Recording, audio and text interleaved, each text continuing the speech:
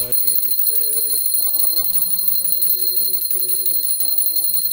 कृष्णा कृष्णा हरे हरे हरे रामा हरे रामा राम राम हरे हरे गोविंद बोलो हरि गोपाल बोलो राधा रमण। आज हम श्रीमद् भागवतम के प्रथम स्कंद के पेज 11 पढ़ेंगे। हे नाथ, जब आप एक मनुष्य रूप में लीलाएं करते हैं तो उस समय आपके कार्य अत्यंत भ्रामक होते हैं।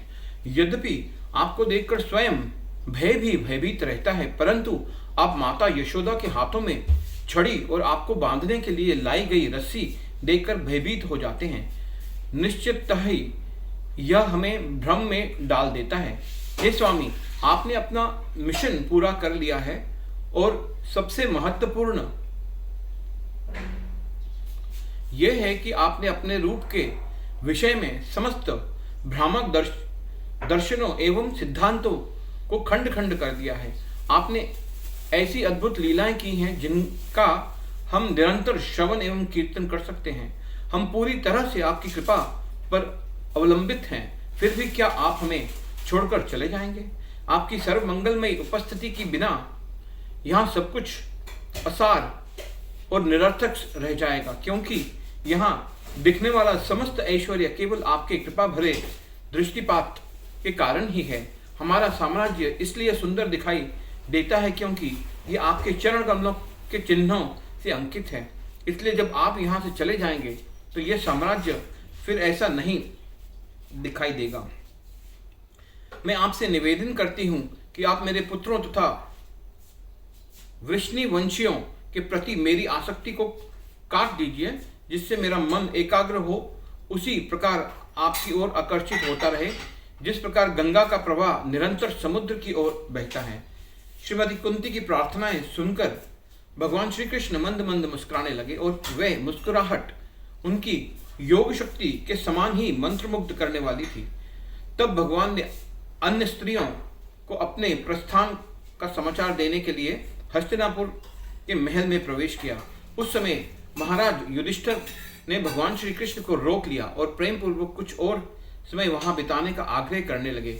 यद्यपि श्रील व्यासदेव सहित अनेक महान ऋषियों तथा स्वयं भगवान कृष्ण ने अपनी शिक्षाओं में महाराज युधिष्ठिर को संतावना देने का प्रयास किया था, दुखी राजा अभी तक अशांत थे।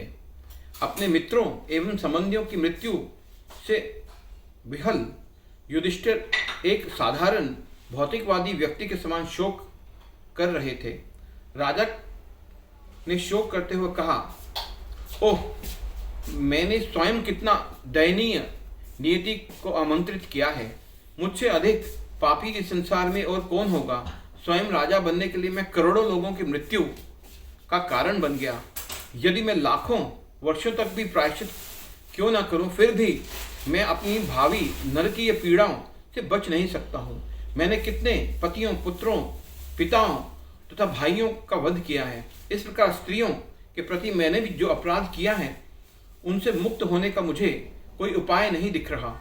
जिस प्रकार मटमैले पानी को मिट्टी से छानकर शुद्ध नहीं किया जा सकता, जिस प्रकार शराब के प्याले को शराब से ही धोकर पवित्र नहीं बनाया जा सकता, उसी प्रकार मुझे विश्वास है कि असंख्य लोगों की हत्याओं के फल को निरस्त करने के लिए पशुओं की बलि अथवा यज्ञ सहायक नहीं होगा। महाराज युधिष्ठिर को उपदेश, भीष्म का देहत्याग, स्कंध 1। भगवान श्री कृष्ण युधिष्ठिर महाराज के हृदय में परमात्मा रूप में विराजमान थे और वे चाहते तो उन्हें शिक्षाएं देकर सरलता से शांत कर सकते थे, परंतु श्री कृष्ण चाहते थे कि युधिष्ठिर की वे शिक्षाएं मृत्युशैया पर लेटे भीष्म पितामह द्वारा मिलें, और इसलिए सब लोगों द्वारा संतावना दिए जाने पर भी महाराज युधिष्ठिर का मन शांत नहीं हो पाया। हरे कृष्णा हरे कृष्णा।